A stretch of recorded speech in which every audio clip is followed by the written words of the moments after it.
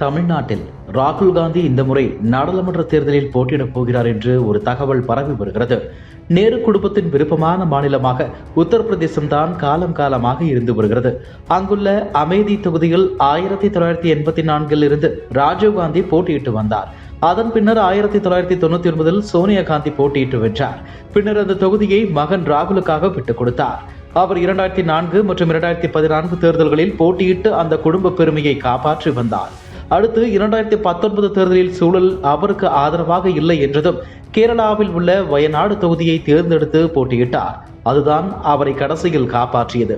அப்போது காங்கிரஸ் கூட்டணியில் இருந்த இடதுசாரிகள் பாஜக தான் நமக்கு பொது எதிரி, அவர்களின் தொகுதியில் நின்று பாஜகவை எதிர்ப்பதை விட்டுவிட்டு அவர் கம்யூனிஸ்ட் கட்சி வலுவாக உள்ள கேரளாவிற்கு வந்து எங்களை எதிர்க்கிறார் ராகுல், இது என்ன அரசியல் என்று ஆதங்கப்பட்டனர். அம்மா சோனியா காப்பாற்றி வந்த அமேதியை ஸ்மிருதி இரானியிடம் பறிகொடுத்துவிட்டு கேரளாவில் உள்ள வயநாடு தொகுதிக்கு சென்ற ராகுல் இந்த முறை தமிழ்நாட்டில் உள்ள கன்னியாகுமரியில் நிற்கலாம் என பேச்சு அடிபட்டு வருகிறது. அதே போல தமிழ்நாட்டில் இருந்து ஒருவர்தான் அடுத்த பிரதமராக வருவார் என பாஜகவும் கூறி வருகிறது. ராமநாதபுரத்தில் மோடி போட்டியிடலாம் என்றும் சொல்கிறார்கள். மோடியை பார்த்து தமிழ்நாட்டில் வேண்டுமானால் போட்டியிட்டு வென்று காட்டுங்கள் என்று ராகுல் சவால் விட்டிருந்தார். அதற்கு தக்க பதிலடி கொடுக்க வேண்டும் என்பதற்காக மோடி ராமநாதபுரம் தொகுதியில் மோடி நிற்கலாம் என்கிறார்கள். அதற்கு முன்பே தன்னை தமிழன் என்று ராகுல் சொல்லியிருக்கிறார். அதனால் வயநாட்டை விட்டு அவர் கன்னியாகுமரிக்கு வரலாம் என்கிறார்கள். தமிழ்நாட்டில் காங்கிரஸ் கட்சிக்கு ஆதரவு அதிகமாகவே உள்ளது. வடநாட்டை விட காங்கிரஸ் உயிரோடு உள்ள மாநிலம் தமிழ்நாடு. ஆக ராகுல் வருவது உறுதி என்றே சொல்லப்படுகிறது. இந்நிலையில் ராகுல் தமிழ்நாட்டில் போட்டியிடுவாரா இல்லையா என்பது குறித்த ஒரு கேள்விக்கு காங்கிரஸ் கட்சியின் மூத்த தலைவர் திருச்சி வேலுச்சாமி விளக்கம் அளித்துள்ளார். வேலுச்சாமி தனது பேட்டியில் கடந்த முறை புதுச்சேரியோடு சேர்த்து 10 தொகுதிகள் கொடுத்தார்கள். இந்த முறை கூடுதலாக 14 சீட்டுகள் கொடுத்தால் அதிகம் மகிழ்ச்சியாக இருக்கும். அதற்காக குறைத்து கொடுத்தால் வருத்தம் என்பது இல்லை. கூட்டணியில் ஒருவருக்கு ஒருவர் விட்டுக் கொடுத்து போவதுதான் முறை. அதைத்தான் காங்கிரஸ் கட்சியும் செய்யும். கூடுதலாக கிடைத்தால் மகிழ்ச்சி என்றே சொல்ல வருகிறோம். எதுவும் பேச்சுவார்த்தைக்கு பின்னர் தான் உறுதியாகும். எங்கள் இலக்கு மோடியை வீழ்த்துவது, ஜனநாயகத்தை காப்பாற்றுவது. ஆகவே கூட்டணி சீட்டுகளில் ஏற்படும் சின்ன சின்ன பிரச்சனைகள் முக்கியமில்லை. காங்கிரஸ் கட்சி அப்படித்தான் நினைக்கிறது. சட்டசபை தேர்தலில் பொதுமக்கள் மனநிலை என்பது வேறு. தமிழ்நாட்டை பொறுத்தளவில் நாடாளுமன்ற தேர்தலின் போது மக்கள் மனநிலை என்பது வேறு.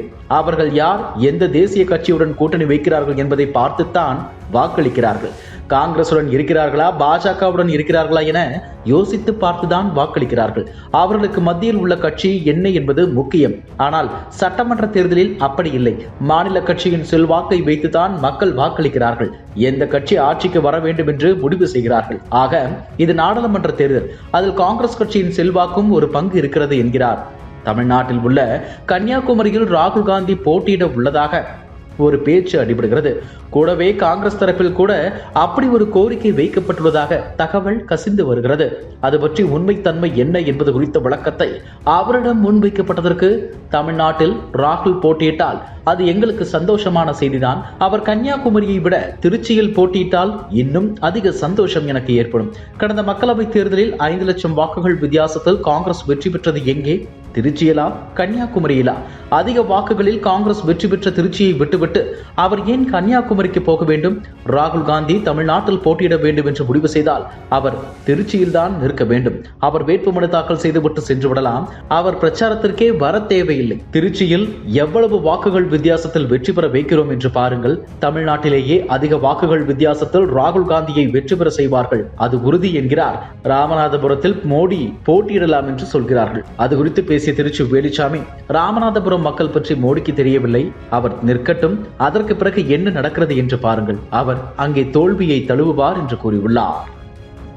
இதுபோன்ற செய்திகளை மேலும் தெரிந்து கொள்ள எங்களது யூடியூப், Facebook மற்றும் Twitter ஆப்களை சப்ஸ்கிரைப் செய்யவும்.